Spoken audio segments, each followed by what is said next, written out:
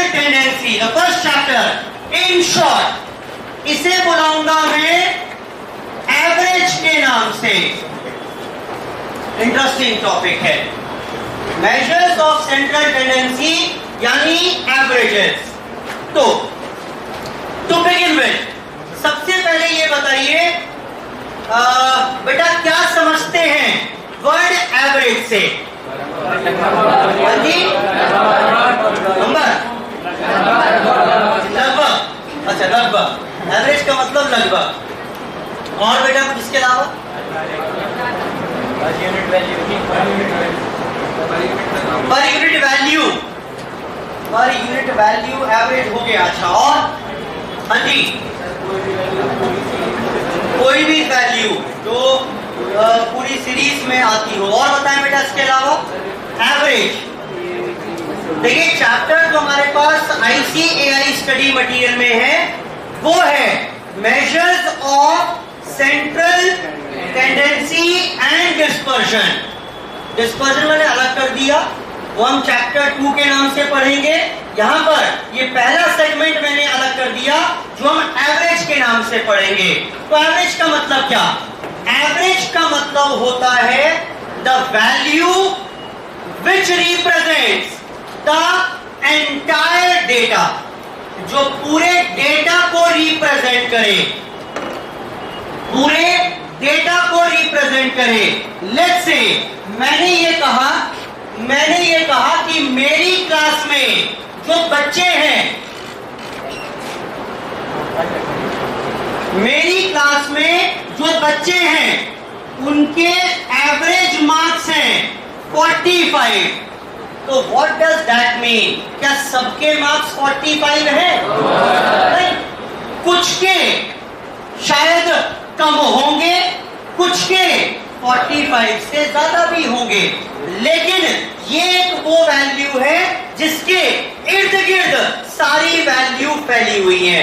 ठीक, इसीलिए this is also called, बीच में कहीं होगी, इसके राइट में भी और लेफ्ट में भी कुछ वैल्यू होंगी, इसीलिए इसे क्या कहेंगे? मेजर ऑफ सेंट्रल टेंडेंसी, कि सेंटर में इस डेटा की टेंडेंसी कैसी है। Fine, also called average.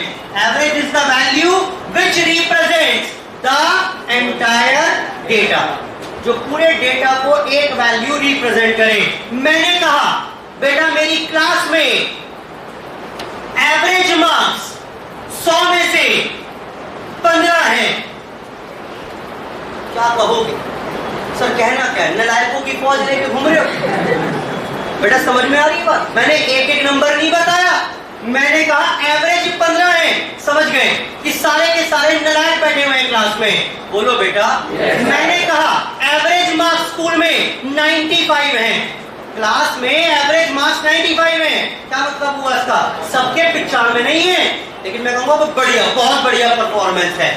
बोलो बेटा। Is the value which represents the entire data. मैंने कहा बेटा मेरी क्लास में जो बच्चे हैं ना उनका एवरेज वेट 15 किलो है।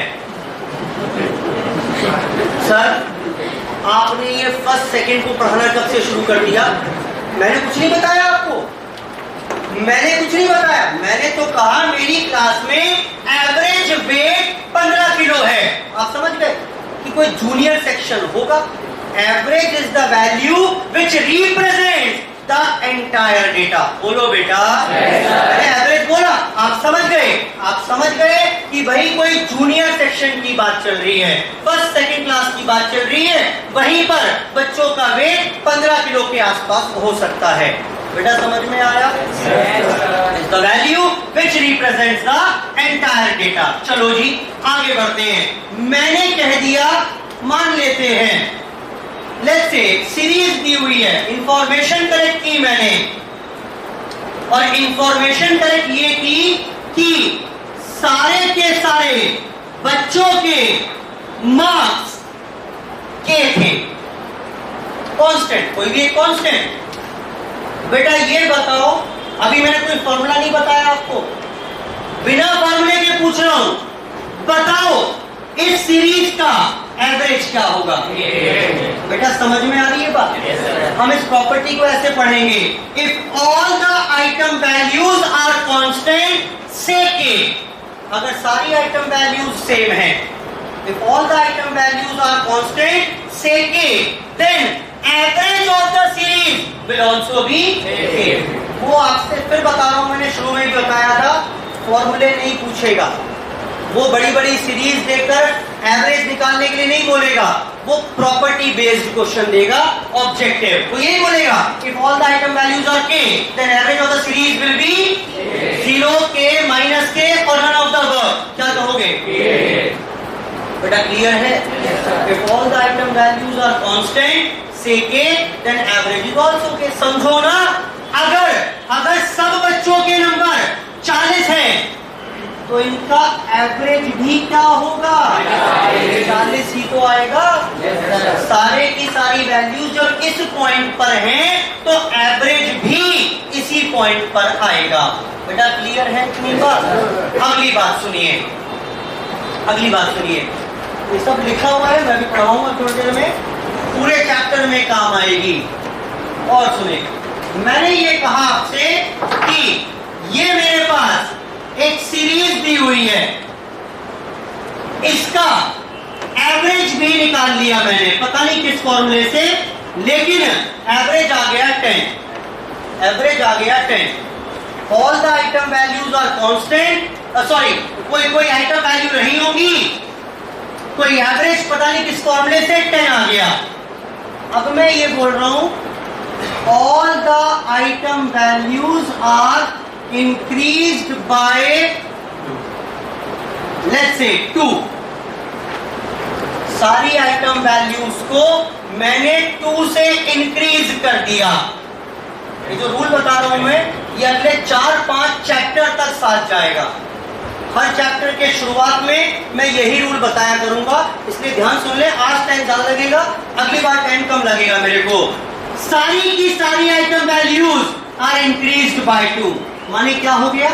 4, बोलो, 9, 12, 10, 7 एंड सो ऑन। बेटा यही तो हो गया। If all the item values are increased by 2, अगर सारी आइटम वैल्यूज 2 से इंक्रीज हो गई, अगर सारी आइटम वैल्यूज 2 से इंक्रीज हो गई, तो बेटा ये बताओ एवरेज कितना हो जाएगा?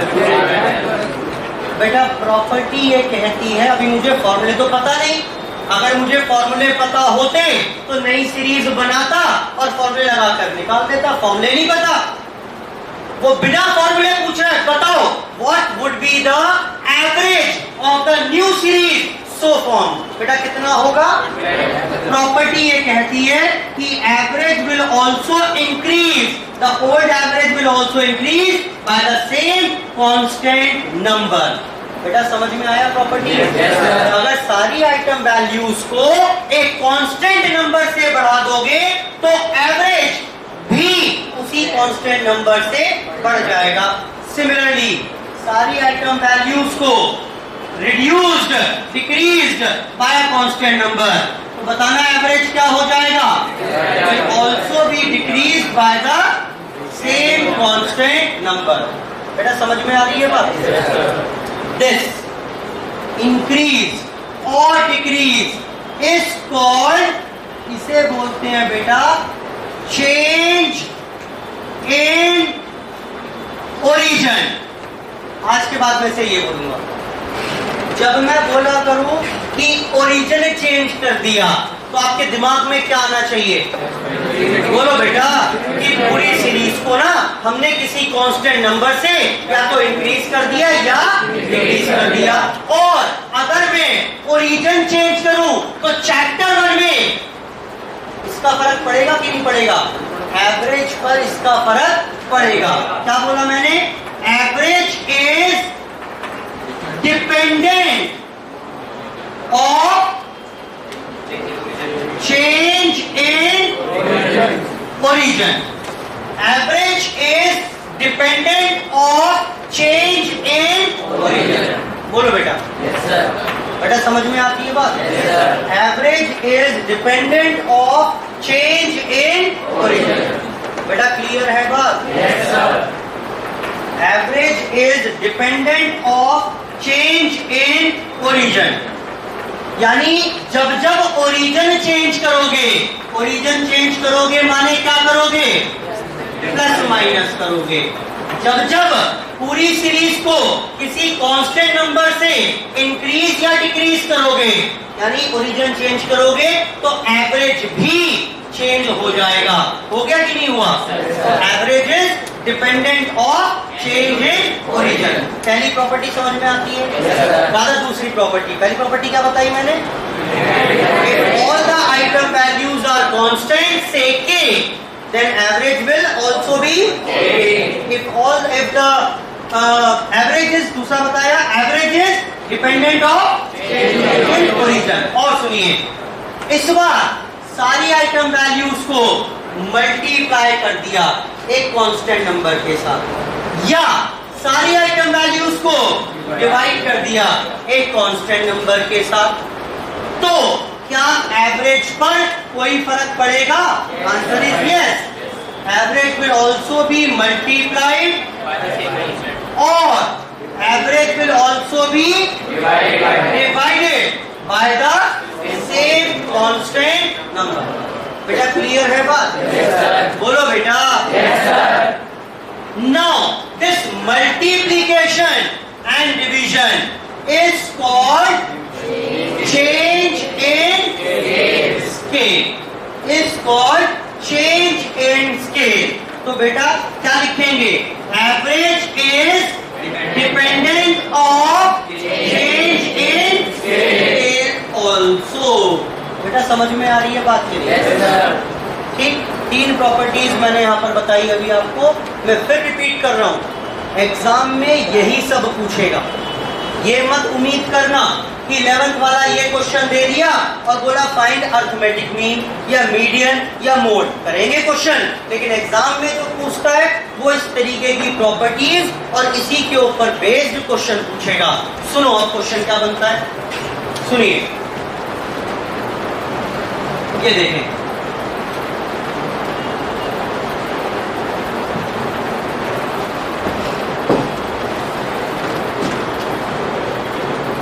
if x and y are related as y is equal to x plus 5। बेटा इसको पढ़ पा रहे हो?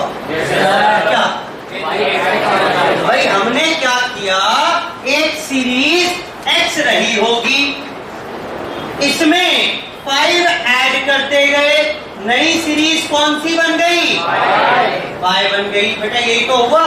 yes, एक सीरीज x थी, उसमें 5 ऐड करते गए, नई सीरीज y बन गई। बेटा यही हुआ। yes, बात आती है x and y are related as y is equal to x plus 5। इसको अगर मैं लिखूं तो वो समझ में आ रहा है कि नहीं आ रहा है? ठीक, अब मैंने कहा and average of x is 10, find average of series y। बेटा ये एग्जाम का क्वेश्चन है, समझ में आ रही है बात के लिए? I am just telling you कि किस कैटेगरी के क्वेश्चन बन सकते हैं।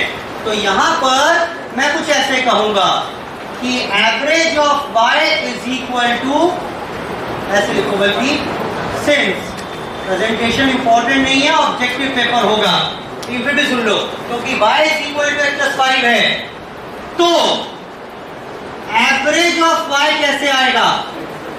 एवरेज ऑफ x प्लस 5 कितना हो गया? एवरेज ऑफ x 10 प्लस 5 यानी 15। बेटा क्लियर है बात की? yes, बोलो बेटा। yes, और सुनिए, और सुनिए, उसने कहा if x and y are related as y is equal to 2x minus 5। बेटा इसको विजुलाइज कर पा रहे हो क्या हुआ? yes, बताओ क्या मतलब हुआ का? कोई सीरीज x रही होगी, उसको 2 से मल्टीप्लाई किया, 5 माइनस किया, यानी मैंने ओरिजिन भी चेंज कर दिया और स्केल भी चेंज कर दिया।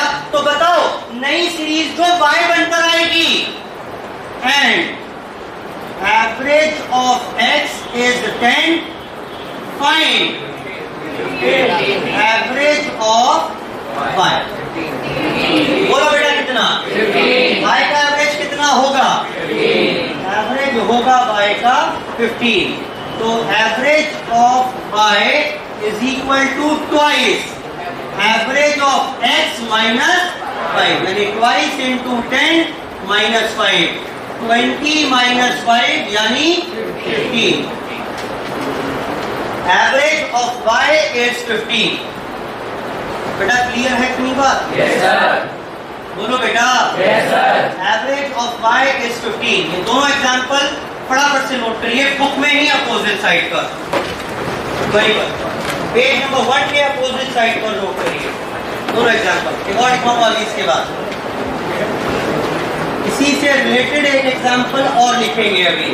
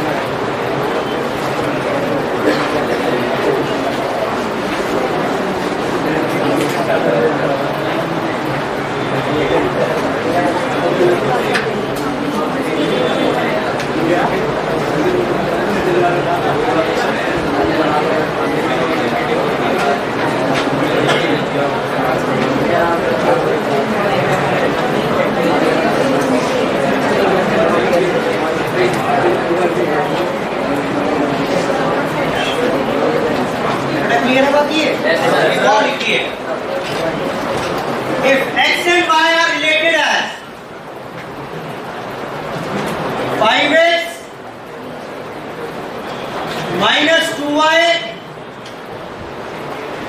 Plus 8 equal to 0।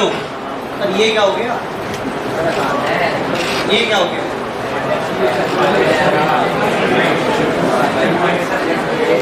क्या कर दिया? बेटा क्वेश्चन समझ में आया कि नहीं आया?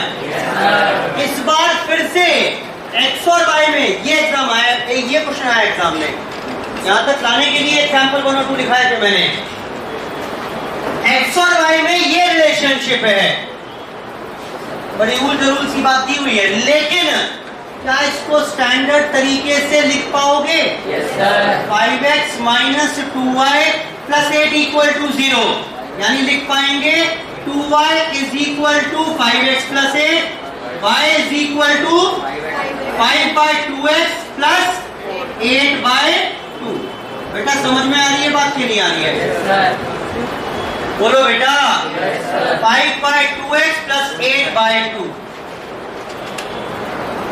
अब तो क्वेश्चन हो जाएगा। बोलो बेटा। x और y की रिलेशनशिप को स्टैंडर्ड फॉर्म में लिख लिया। नाउ अब अगर आपको एवरेज निकालना है y का, कैसे आएगा बेटा? 5/2 एवरेज ऑफ x प्लस 8/2, यानी कितना हो गया? 10।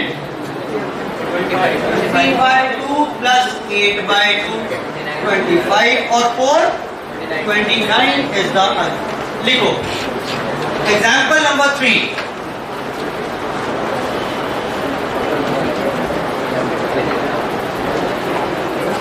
Example number 3।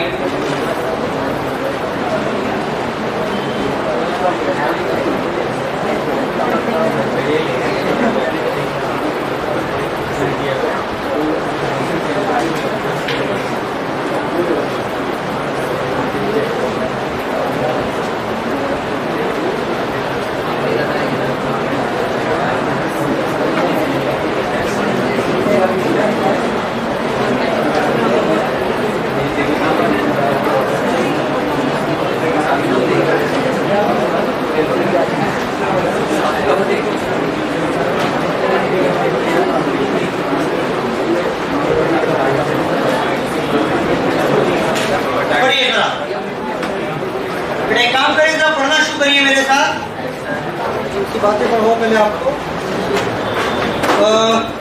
लिखा हुआ बेटा पेज 1 पर, पेज 3 पर लास्ट में बिल्कुल कॉमन प्रॉपर्टीज। ये वो प्रॉपर्टी है जो पूरे चैप्टर पर एप्लीकेबल होगी। बेटा पढ़ना शुरू करें क्या? Impact of change in origin.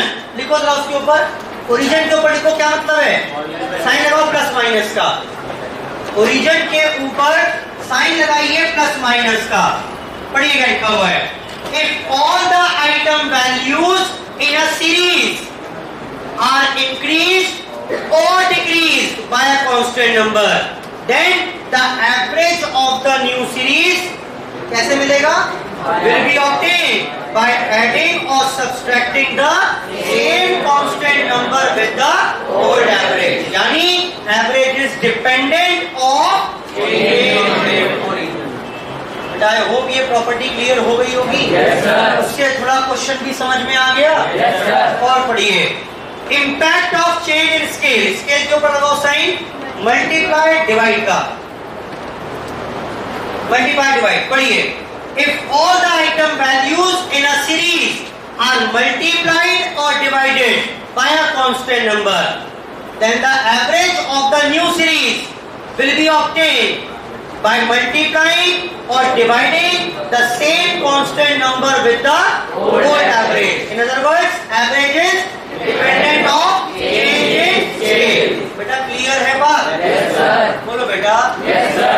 और तीसरी बात, if all the item values are constant, अगर सारी आइटम वैल्यूज सेम हैं तो क्या कहेंगे? Same. Then average of the series will also be same.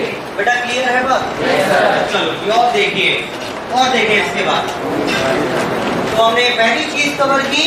Her chapter में सबसे पहले हम ये डिस्कस करेंगे। डिस्पर्जन पढ़ाऊंगा तो पहले यही बताऊंगा कि ओरिजिन और स्केल चेंज करने का इम्पैक्ट क्या। जब कोरिलेशन पढ़ेंगे, जब रिग्रेशन पढ़ेंगे तो भी हम यही कवर करेंगे कि इसका इम्पैक्ट क्या पड़ेगा।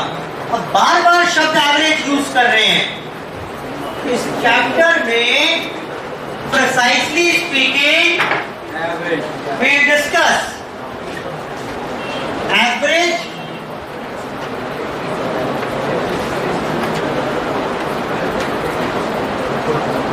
और ये एवरेज कुल मिलाकर दो तरीके के हो सकते हैं।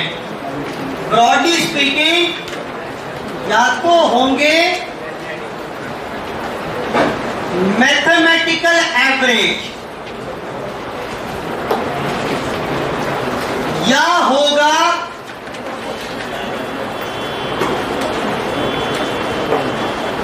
Positional average. मैथमेटिकल एवरेज या होगा पोजिशनल एवरेज। बेटा समझ में आ रही है बात कि नहीं आ रही है? मैथमेटिकल एवरेज या होगा पोजिशनल एवरेज।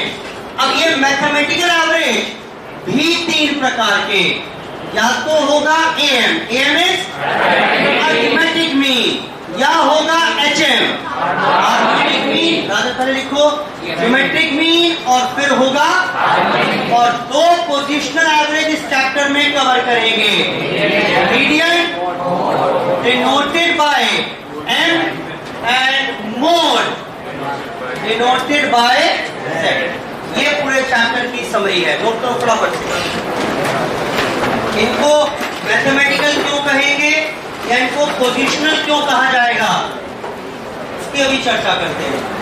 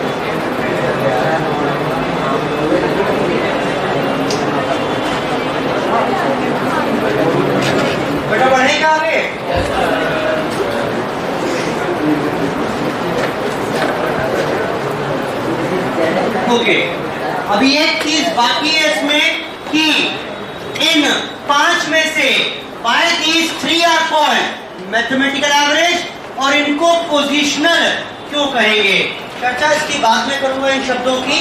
ब्रॉडली स्पीकिंग, अगर मैं चैप्टर 1 में बात करूं एवरेजेस की, तो will study broadly two types of averages, या तो मैथमेटिकल होंगे या पोजिशनल होंगे।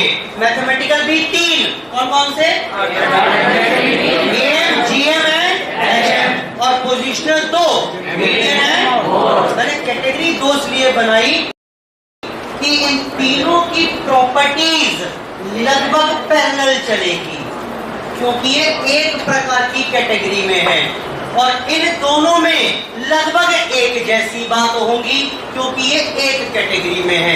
बेटा समझ में आ रही है बात? Yes, sir. Now starting with the first average, मैं पहला एवरेज शुरू कर रहा हूँ आपके साथ, and that is mode। Mode क्या हो गया? मोड में भाई we'll start with mode। बेटा कौन सा एवरेज है ये? Positional average. अभी इसका रीजन नहीं बताया मैंने, लेकिन yes this is clearly a positional average. एक क्वेश्चन है एग्जाम का ये भी कि मोड कौन सा एवरेज होता है, option A B C D, क्या करोगे? Positional average. चलो जी, नाउ अब बात आती है मोड का मतलब क्या। Mode is the value which occurs maximum number of times, जो वैल्यू सबसे अधिक बार आ रही है आपके डेटा में, आपकी सीरीज में जो वैल्यू सबसे अधिक बार आ रही है, that value is called mode. जैसे ये सीरीज है, तू कौन सी सीरीज है बेटा? ये इंडिविजुअल सीरीज की बात कर रहे हैं। 2, 7, 5, 8, 7, 9, 10, 8, 7, 11, 12 और लेट्स से 5। मुझे बताइए कौन सी वैल्यू ऐसी है जो सबसे ज्यादा बार आ रही है? बेटा अगर आप 7 को देखें तो it occurs maximum number of times. कितनी बार आ रही है? Thus mode is 7 since it occurs maximum number of times। क्योंकि ये सबसे अधिक बार आ रही है, therefore it is called mode। बेटा समझ में आ रही है बात? बोलो बेटा। दूसरी बात बेटा बताना अब मोड क्या होगा? अब मोड क्या होगा? बेटा देख रहे हो प्रॉब्लम कहां गई? धर्म संकट आ गया। ये 8 भी 3 बार आ रहा है। बेटा समझ में आ रहा है क्या बोल रहा हूँ? सर आपने कहा था वो value which occurs maximum number of times that is called mode. Sir 7 भी 3 बार आ गया। 7 क्यों? क्योंकि ये 3 टाइम्स आया था। सर ये 8 भी 3 बार आ गया। अब मोड किसे कहेंगे?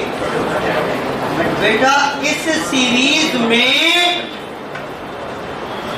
क्योंकि 7 भी 3 बार आ रहा है, 8 भी 3 बार आ रहा है, दोनों मोड है। जाओ बेटा जीरो पे की मोड 7 भी है और 8 भी है। तो such kind of series is called bimodal series. Such type of series is called, इसमें 2 मोड हो। बाय का मतलब क्या होता है? 2। इसमें 2 मोड हो। अच्छा एक बात और, ये अकेला एवरेज, कितने एवरेज थे मेरे पास? AM, GM, HM, median, mode. ये अकेला एवरेज ऐसा है जिसकी एक से अधिक वैल्यू हो सकती है। Mode is the only average which can have more than 1 value. इस सीरीज में AM 1 आएगा, HM 1 आएगा, GM 1 आएगा, मीडियन भी 1 आएगा। मोड की वैल्यू 1 से अधिक हो सकती है। क्या बताया मैंने? सुनो, मैंने कहा mode is not uniquely defined. ये सब काम आएंगी चीजें। वो पूछेगा मेरे से which of the average is not uniquely defined. किसकी यूनिक वैल्यू? एक ही वैल्यू नहीं होती। कौन सा? बोलो बेटा। मोड अकेला एवरेज ऐसा है जिसकी एक से अधिक वैल्यूज हो सकती हैं। आई होप बात समझ में आ गई होगी। yes, बोलो बेटा। सिमिलरली 3 मोड भी तो हो सकते हैं। yes, हो सकते हैं कि नहीं हो सकते हैं? yes, हो सकते हैं। That series is called try model series. इससे भी ज्यादा हो तो मल्टी मॉडल। बोलो बेटा। yes, अगर एक ही मोड है, अगर एक ही मोड है तो क्या कहेंगे? Unimodal series. अभी लिखा रहा हूं सब, आप समझ लो पहले क्या कहा मैंने। Series having 1 mode is called unimodal. Series having more than 1 mode multimodal. Multimodal जिसमें अगर 2 है तो बाई मॉडल और 3 है तो ट्राई मॉडल सीरीज। बेटा क्लियर है बात ये? yes, बोलो बेटा। yes, मोड अकेला ऐसा एवरेज है। मैं आखिरी क्लास तक बार बार रिवाइज कराऊंगा इसको कि मोड में विशेष बात क्या होती है, AM में क्या होती है, मीडियन में क्या होती है। तो मोड की विशेष बात क्या है? It can have more than 1 value. इसकी एक से अधिक वैल्यू हो सकती है। अकेला मोड ऐसा एवरेज है। चलो जी और देखें। ये देखो अभी ये इंडिविजुअल की बात चल रही है। 2, 7, 5, 1, 4, 3, 8, 9, 11। मोड बताओ।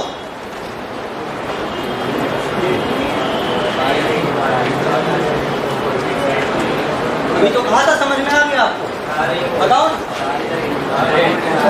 सारे के सारे मोड हैं।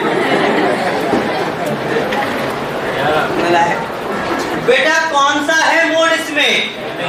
किसी नालायक ने 11 भी कहा। कौन था ये? 11 क्यों है भाई? बोलो बोलो, शाबाशी दूंगा।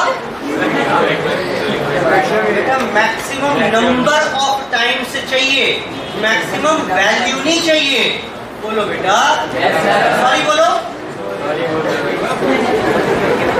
तो पॉइंट ये आया कि इसमें मोड क्या है, क्योंकि सर सारी वैल्यूज एक एक बार ही आ रही हैं, इसमें हम मोड नहीं निकाल पाएंगे, तो हम कहेंगे mode is ill defined. Mode को हम डिफाइन नहीं कर सकते। इल डिफाइंड, नॉट डिफाइंड से बोलते हैं मोड इज इल डिफाइंड। इस सीरीज में मोड नहीं निकाला जा सकता। बट आई होप क्लियर हो गई बात ये है। So this was individual series. How to compute mode in case of individual series? जो वैल्यू सबसे अधिक बार आए उसे मोड कह देंगे। एक ही वैल्यू है तो यूनिमॉडल, दो मोड है या दो से अधिक है तो मल्टी मॉडल, दो वाले को बाय मॉडल, तीन वाले को ट्राई मॉडल। सारी वैल्यू एक एक ही बार है तो mode is defined, can not be calculated. बेटा ठीक है। चलो जी और देखते हैं इसके बाद। कमिंग ऑन टू द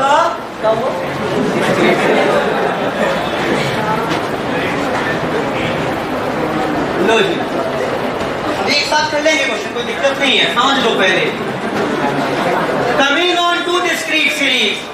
अब डिस्क्रीट तो पता है ना, मैंने इंट्रोडक्शन में काम कर लिया पहली बहुत तसल्ली से कि इंडिविजुअल कौन सी कब बनेगी, कब डिस्क्रीट बनेगी और मतलब क्या, और कॉन्टिन्यूअस किसे कहेंगे, बहुत विस्तार से चर्चा में ऑलरेडी कर चुका हूं आपके साथ। तो coming on to discrete series, ये रही जी डिस्क्रीट सीरीज। 10, 11, 12, 13, 14, 15, 2, 7,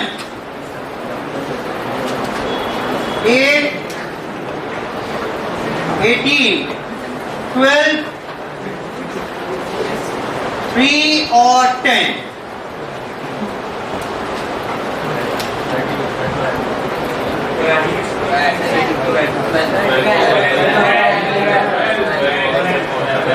बेटा मोड बताओ। मोड, हाँ जी, मोड का मतलब था value which occurs maximum number of time. तो अगर आप इसको ध्यान से देखो तो मेरी क्लास में 10 नंबर 2 बच्चों के आए। बोलो 10 2 बार लिखा होगा, 11 7 बार लिखा होगा, और 12 लिखा होगा 18 बार। सबसे ज्यादा है कि नहीं है बेटा मोड, क्योंकि ये मैक्सिमम है तो मोड हो गया 18। ये क्या हो गया 18? बता रहा हूं मैं बेटा, ये फ्रीक्वेंसी है। The value which has maximum frequency is called बेटा बोलो। तो डिस्क्रीट में एक नई डेफिनेशन छोटी सी बना लेते हैं। मोड का मतलब क्या? The value which has maximum frequency is called mode. बेटा बोलो। एक से अधिक वैल्यू हो सकती है। और देखिए खत्म बात, इतनी सी बात थी डिस्क्रीट में तो बस। आइए coming on to continuous series.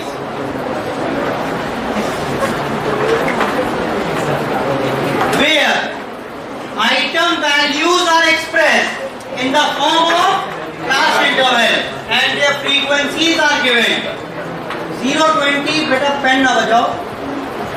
20, 40, 40, 60, 60, 80, 80, 100 frequencies are 2, 7, 12, 5 और 10। मोड बताओ बेटा। एक बात तो तय है, since the maximum frequency is 12. तो 40 to 60 will be the model class. यानी इसका मतलब है mode lies between 40 to 60. Sir अभी रेंज तो आ गई मेरे पास कि मोड जो होगा ना वो 40 और 60 के बीच में कहीं होगा, लेकिन होगा कितना अभी मुद्दा बाकी है। एक बात तो तय है, रेंज तो मिल गई, जो मोड की वैल्यू आएगी वो 40 और 60 के बीच में आएगी। अब मोड का फॉर्मूला है मेरे पास, 2 स्टेप में काम करेंगे। यानी पहले मॉडल क्लास निकाल ली मैंने और उसके बाद मोड निकाल पाएंगे। बेटा क्या होगा? L प्लस बोलो बेटा, चलो L, where L is lower limit of the model class, plus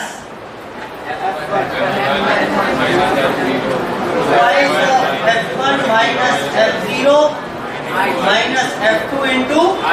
सुनिए ये फॉर्मूला है। अब समझो फॉर्मूला क्या क्या कह रहा है।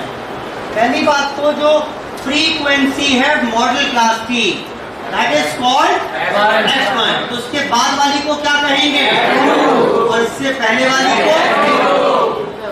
क्लियर है बात? तो बेटा F0 मिल गया, F1 F2 सब मिल गए। Now what is L? limit of the model class, and what is I? The length of the model। सारी वैल्यू मिल गई कि नहीं मिली? 40 plus 12 minus 7, 24 minus 7 minus 5 into 20। Solve करिए, you will get the value of mode. बोलो बेटा, you will get the value of mode. तो सिंप्लीफाई करके मोड की वैल्यू मिल जाएगी। अच्छा एक बात बताइए, ऐसे ही पूछ रहा हूं, ये मोड की वैल्यू कितनी आएगी? अभी ठीक तो नहीं पता मुझे, लेकिन एक बात तय है, 40 to 60 के बीच में आएगी। लेकिन इत्तेफाक से 63 आ हो सकता है क्या? जी नहीं होना चाहिए, नहीं होना चाहिए, but it can happen. Sometimes it may happen that mode falls outside the modal class. और अगर ऐसा है तो एक दूसरा फॉर्मूला है, हम वो फॉर्मूला यूज करेंगे। ये सिचुएशन समझ में आई का कहा मैंने? जवाब डिटेल में दूंगा इसका, लेकिन मैं ये बोल रहा हूं अनडाउटेडली मोड मॉडल क्लास में होना चाहिए। बोलो बेटा, it may fall outside the modal class.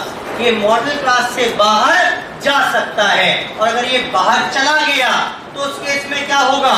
उस केस में यूज करेंगे ऑल्टरनेटिव फॉर्मूला। ये क्या है इसकी चर्चा बाद में। बेटा यहाँ तक समझ में आ रही है बात? अच्छा ऐसे ही पूछ रहा हूँ, if all the item values are constant तो मोड कितना होगा? हाँ जी,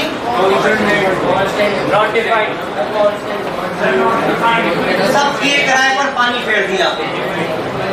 सारी वैल्यूज के हैं, छोड़ो से भी, सारी वैल्यूज 5 हैं। मोड कितना होगा? 5 ही तो होगा। और ये तो मैंने आपको चैप्टर में एंट्री करने से पहले ही बता दिया। जब मैं बोल रहा हूं this rule is applicable on average, तो इसका मतलब 5 पर एप्लीकेबल होगा। बोलो बेटा, यानी कि all the item values are constant. अब तो मेरे को मोड निकालने का तरीका भी मालूम है, तो वहां से भी आप कह सकते हो कि 5 occurs maximum number of times, तो इसलिए मोड क्या होगा? लेकिन बाय प्रॉपर्टी मुझे पहले भी मालूम था मुझे पहले ही मालूम था कि अगर सारी आइटम वैल्यू सेम हो तो एवरेज भी सेम आता है। एवरेज चाहे मोड हो, मीडियन हो, एम, जीएम, एचएम कुछ भी हो, सेम आएगा। बोलो बेटा। Yes sir. यानी इस चैप्टर में मैं बार पढ़ाऊंगा आपको, मोड 5 आएगा। एम का फॉर्मूला आता है क्या आपको? बोलो बेटा। बोलो नहीं आता। आपको एम निकालना नहीं आता, लेकिन बेटा फिर भी बता रहा हूं मैं, इसमें जब फॉर्मूला लगाओगे तो जाओ चेक कर लेना, एम 5 आएगा। क्या आपको अंतर याद नहीं है? बेटा जीएम बता रहा हूं मैं आपको, जाओ जाकर पूछ लेना, एचएम 5 आएगा। बेटा मोड तो क्या ही चुकाऊं मैं आपसे, मीडियम सर। अब तो हम भी अंतर्यामी हो। बेटा फॉर्मूला तो किसी का भी नहीं आता मुझे, बिना फॉर्मूले के काम किया मैंने on the basis of property कि अगर सारी आइटम वैल्यू सेम है तो एवरेज सेम रहेगा, और एवरेज का मतलब ये पांचों ही तो होते हैं। ठीक है बेटा। और सुनिए, बस तक कैसी बात कर रहे हो, पढ़ो बस। तो यहाँ पर फटाफट से पढ़ना शुरू करिए मेरे साथ मोड के बारे में कुछ पढ़ाता हूं मैं आपको। जैसे जैसे चैप्टर में लेकर चलूंगा मेरे साथ साथ वैसे वैसे चलेंगे। बेटा ठीक है? ओके। हाँ हाथ पकड़ लो मेरे। मैं यहाँ चलने की बात कर रहा हूँ, पीछे पीछे गाड़ी आ रहा हूँ मैं, किसको पकड़ रहा है? चलो पढ़िए बराबर से। Mode of a series is the value that occurs maximum number of times. Thus, mode is that value which has the maximum concentrations of observation around it. Individual series में कैसे निकालोगे? बेटा पेज 9 की बात कर रहे हैं। yes, sir. इंडिविजुअल सीरीज में मोड कैसे निकालोगे? Maximum number of. डिस्क्रीट में कैसे निकालोगे? Having maximum frequency. और कॉन्टिन्यूअस में क्या करोगे? मॉडल क्लास जानेंगे। कैसे जानोगे? Class which has the maximum frequency।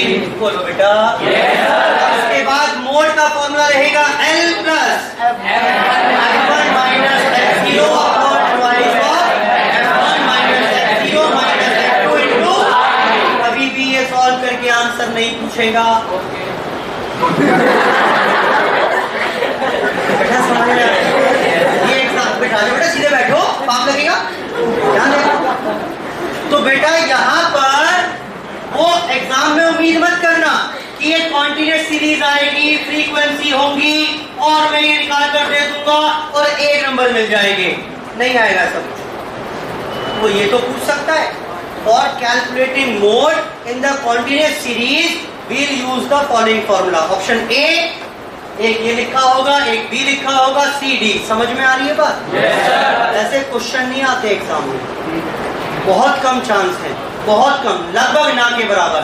वो सब चीजें प्रॉपर्टी के इर्द गिर्द पूछेगा आपसे। पढ़ो और तो उसने बता दिया मेरे एल का मतलब F1, F0, F2, I and so on. आगे अब ये जो पॉइंट्स हैं ये सारे इंपॉर्टेंट हैं, और ऐसा मानो इन सब पर ही क्वेश्चन बने हुए हैं और बन भी सकते हैं दोबारा से। पढ़िए, distribution having more then one mod. एक मोड है तो क्या कहेंगे? Multi modal. मुंह ढाके भी बोल दो। मैंने पूछा अगर एक मोड है तो क्या कहेंगे? Unimodal. एक से अधिक है तो multimodal. 10 mode is not यानी मोड अकेला एवरेज ऐसा है जो यूनिक नहीं होता, एक से अधिक वैल्यू हो सकती है। Series having 2 modes is called having 3 modes having 1 mode unimodal. बेटा ठीक है इतनी बात? yes, अच्छा, एक पॉइंट नंबर 7 पढ़िए इसके बाद। If the mode falls outside the modal class. समझ में केस का बात कर रहा हूं मैं? ऐसे रब नहीं किया मैंने, ये चल रहा है ठीक ठाक, फॉर्मूला लगा दिया, लेकिन ओ सो सैड बेटा क्या हो गया? पढ़ो क्या हो गया इसे, नोट फॉल्स आउटसाइड द, ये तो हुआ। अगर ऐसा हुआ तो क्या करेंगे, यूज ऑल्टरनेटिव फॉर्मूला। क्या है, पढ़ो जरा उसे, L plus F2 upon F0 plus F2 into F2 F0 पता है, F1 का इस्तेमाल होगा नहीं बेटा, याद रहेगा फॉर्मूला। क्लियर है बात? चलो जी, और सुनिए,